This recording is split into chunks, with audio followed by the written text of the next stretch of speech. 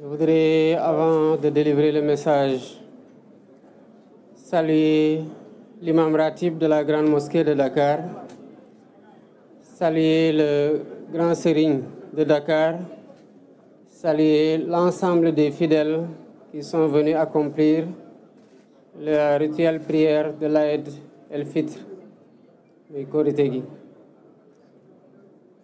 Rendre grâce à Dieu d'abord et dire mon immense plaisir d'avoir pu sacrifier à cette tradition avec les Sénégalais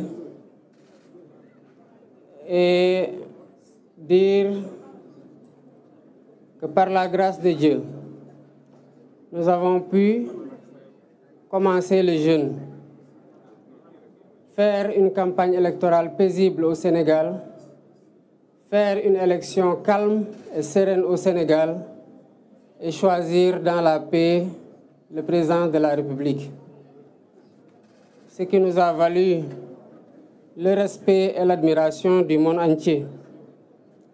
Rendre grâce à Dieu dans ce mois béni de Ramadan, qui est un mois de communion, de dévotion multipliée, mais surtout de dévotion acceptée et bénie. Priez que toutes ces dévotions-là soient la garantie d'un Sénégal de paix, d'un Sénégal d'unité, d'un Sénégal de cohésion sociale. Dire le pardon que j'accorde à tout le monde et demander de chacun et de chacune le pardon. Et demander à Dieu, subhanahu wa ta'ala, de nous pardonner tous et d'accepter notre jeûne et nos dévotions durant ce mois béni. Le Ramadan est un mois de convivialité et de solidarité. L'imam Ratib l'a rappelé dans son sermon, l'importance de la solidarité, l'importance de la générosité entre concitoyens et l'importance de la consolidation de notre précieux vivre ensemble à travers cette solidarité agissante entre musulmans, mais aussi entre musulmans et catholiques, et plus globalement entre musulmans et tous ceux qui ont une autre confession.